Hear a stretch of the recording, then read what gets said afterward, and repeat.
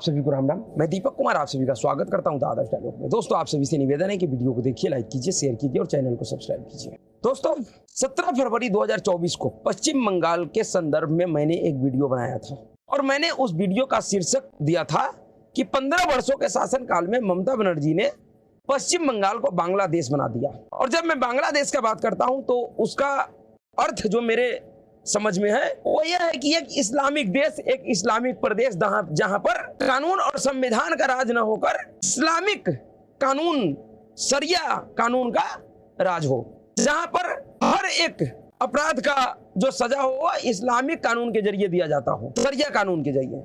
और मैंने ऐसा क्यों कहा था? मैंने इसलिए कहा था क्योंकि उस समय पूरे देश के सामने संदेश खाली का मामला आया था, जिस संदेश खाली का आरोपी टीएमसी का नेता शाहजहां शेख है। और उसी को देखकर मैंने अपने उस वीडियो का शीर्षक यह दिया था कि 15 वर्षों के शासनकाल में ममता बनर्जी ने पश्चिम बंगाल को बांग्लादेश बना दिया। लेकिन जिस तरीके का घटना कल घटा है पश्चिम बंगाल में, उत्तरी दिनाजपुर जिला के चोपड़ा विधानसभा क्षेत्र में, जिस तरीके का वीडियो सोशल मीडिया पे वायरल हुआ है और उस घटना के ऊपर जिस तरीके का प्रतिक्रिया अब उस क्षेत्र के विधायक मोहम्मद हमीदुल रहमान का आया है, उनके टिप्पणियों ने मेरे उस शीर्षक को पुख्ता कर दिया। जो मेरा संदेह था, जो शीर्षक मैंने सिर्फ और सिर्फ एक कटाक्ष के लिए दिया था अपने वीडियो को, टीएमसी के इस विधायक ने मेरे उस संदेह को, उस कटाक्ष को सत्य साबित कर दिया। और अब यह स्पष्ट हो गया है कि वाकई पश्चिम बंगाल में भारतीय संविधान और कानून काम नहीं कर रहा है, बल्कि पश्चिम बंगाल में ममता बनर्जी के नेतृत्व में इस्लामिक कानून, शरिया लॉ काम कर रहा है। पश्चिम बंगाल में शरिया कानून चल रहा है, भारतीय कानून और संविधान की जगह शरिया कानून चल रहा है।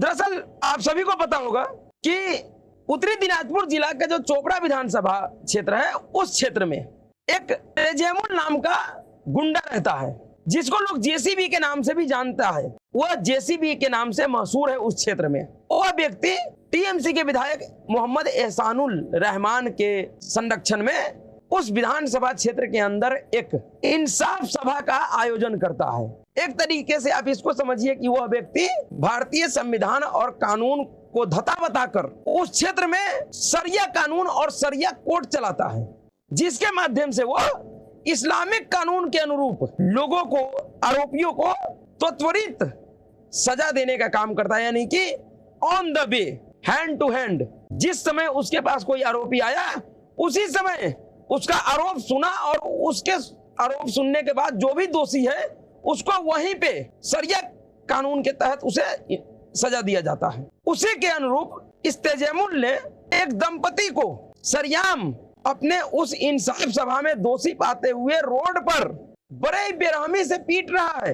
एक महिला को जिस तरीके से टीएमसी का गुंडा पीट रहा है, उसको देखकर ऐसा लग रहा है कि शायद यह व्यक्ति या तो मानसिक रोगी है या फिर इसको पता है कि इसके इस कृत्य के बाद भी इसके ऊपर कोई कार्रवाई नहीं होगा, क्योंकि यह सब ममता बनर्जी और उनके सरकार के देख रेख में हो रहा है। और हो भी क्यों ना, लोकसभा चुनाव में ममता बनर्जी को बम्पर सफलता मिला है, ऐतिहासिक सफलता मिला है। और उस सफलता को अब उनका वोटर्स पचा नहीं पा रहा है। उस सफलता से अंधे होकर उसका जो एक खास वर्ग का वोट बैंक समूह है, वह अब पूरी तरीके से मान बैठा है कि वह एक इस्लामिक देश में रहता है जहां पर इस्लाम का शासन है। ममता बनर्जी के विधायक मोहम्मद हमीदुल रहमान ने कहा है उस घटना पर कि हम एक इस्लामिक मुल्क में रहते हैं। यह बहुत ही गौर करने वाला बात है कि यह विधायक कह रहा है कि हम एक इस्लामिक मुल्क में रहते हैं, मेरा इलाका मुस्लिम बहुल्य इलाका है। वह महिला चरित्रहीन थी, इसलिए उसको सबने मारा। हमारे मुस्लिम समाज में ऐसे अपराधों की यही सजा है। यानी कि विधायक मोहम्मद हमीदुल रहमान ने यह घोषणा कर दिया कि पश्चिम बंगाल का जो उत्तरी दिनाजपुर जिला का जो चोपड़ा विधानसभा है वह एक इस्लामिक राज्य है। वहां पर इस्लामिक कानून और शरिया कानून चलता है और एक इस्लामिक कानून और शरिया कानून के अंडर इसी तरीके से सजा देने का प्रावधान है। और इस विधायक के इस बयान के बाद भी इस देश का जो लोकतंत्र बचाओ गिरोह है, जो संविधान बचाओ गिरोह है, जो बड़ा बड़ा बुद्धिजीवी गैंग है, वो सभी शुतुरमुर्ग के तरह अपना सर जमीन के नीचे धंसा लिया है। उन लोगों के जबान से एक शब्द नहीं निकल रहा है इस विरोध का। एक विधायक जो भारतीय संविधान को साक्षी मानकर शपथ लिया है, वो विधायक जीतने के बाद खुलकर कह रहा है कि हम एक इस्लामिक प्रदेश में रहते हैं, हमारा इलाका मुस्लिम बहुल इलाका है, यहाँ पर भारतीय संविधान और कानून नहीं बल्कि इस्लामिक कानून, शरिया कानून चलता है। पश्चिम बंगाल के इस विधायक के इस बात पर पूरे देश को गौर करना चाहिए कि इस देश का जो सेकुलर दलाल है, सेकुलर गिरोह है, वह देश को कहां लेकर जा रहा है। और इस विधायक ने जो यह बयान दिया है, यह अन्यास नहीं दिया है। इस विधायक के इस बयान में ममता बनर्जी का पूर्ण सहमति है, क्योंकि ममता बनर्जी भी कई एक मौकों पे इस तरीके का बयान दे चुकी हैं। आप सभी को ध्यान होगा कि 2021 के रामनवमी के समय पे ममता बनर्जी ने खुलकर मीडिया में यह बयान दिया था कि अगर रामनवमी जुलूस वाले हिंदू किसी मुस्लिम बहुल इलाके से अगर रामनवमी का जुलूस यात्रा लेकर जाएगा तो वहां पर कुछ भी हो सकता है। जिस प्रदेश का मुख्यमंत्री ये कह रही हो कि मुस्लिम बहुल इलाकों से हिंदू का शोभा यात्रा नहीं निकल सकता है, रामनवमी का यात्रा नहीं निकल सकता है, तो फिर उस मुख्यमंत्री का जो विधायक है वह अपने क्षेत्र को तो मुस्लिम एक इस्लामिक राज्य ही समझेगा ना। वह उस क्षेत्र में शरिया कानून ही तो चलाएगा, शरिया कोर्ट ही तो लगाएगा, और क्या करेगा। जिस प्रदेश की मुख्यमंत्री कहती हो कि मैं हाई कोर्ट के फैसले को नहीं मानती हूं, फिर उस प्रदेश का विधायक भारतीय संविधान और उस संविधान के अनुरूप चलने वाले कोर्ट को क्यों मानेगा। यह एक गंभीर स्थिति है। सेकुलरिज्म के आड़ में इस देश को एक ऐसे दलदल में धंसाने का प्रयास किया जा रहा है जिस दलदल से निकलना संभवतः इस देश के लिए बड़ा असंभव सा हो जाएगा। सेकुलरिज्म के नाम पर, सेकुलरिज्म के आड़ में इस देश को फिर से उस इस्लामिक युग में ले जाने का प्रयास है, उस गुलामी युग में ले जाने का प्रयास है। एक घटना घटा था मणिपुर में। मणिपुर के उस घटना पर देश के जितने भी संविधान बचाओ गिरोह है, जितना भी बुद्धिजीवी है, बड़ा बड़ा जो चाटुकार पत्रकार है, उन सभी लोगों ने मोर्चा खोल दिया था सरकार के खिलाफ। ठीक था, अगर कहीं पे महिला के साथ किसी भी तरीके का घृणित अपराध हो रहा है तो उस पर विरोध सभी को करना चाहिए, उसका सरकार से जवाब मांगना चाहिए। और उस मणिपुर के घटना पर देश के प्रधानमंत्री ने संसद और लाल किले के प्राचीर से बयान दिया था, उसका निंदा किया था, उसको दोषियों को कठोर से कठोर सजा देने का संकल्प लिया था। लेकिन पश्चिम बंगाल का जो पिछले कुछ वर्षों का इतिहास रहा है, पश्चिम बंगाल में जिस तरीके का महिलाओं के प्रति, हिंदुओं के प्रति घृणित घटनाओं का दौर जो शुरू हुआ है, उसके ऊपर इस देश का कोई भी सेकुलर दलाल, कोई भी वामपंथी बुद्धिजीवी, कोई भी संविधान का रक्षक अपने आप को बताने वाला दलाल कुछ भी बोलने को राजी नहीं है।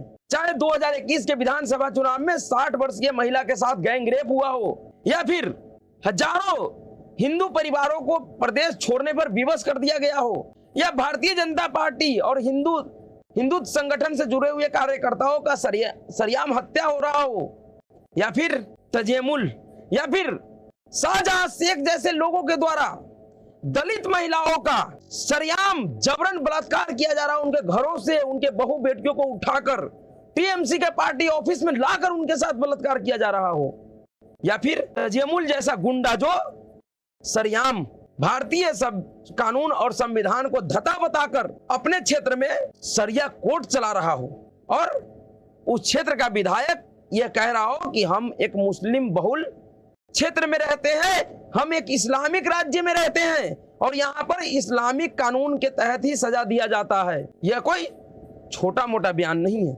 इस बयान का जो निहितार्थ है वो बहुत ही भयानक है। गांधी के नाम पर दलाली करने वाले लोग इस देश को फिर से उसी अंधकार में 1400 पुराने सभ्यता और संस्कृति में ले जाने के लिए लगातार प्रयास कर रहे हैं, जहां पर चोरी करने के लिए हाथ काट दिया जाएगा, छेड़छाड़ के आरोपियों को सड़क पर गड्ढे में गाड़कर उसको पत्थर से मारा जाएगा।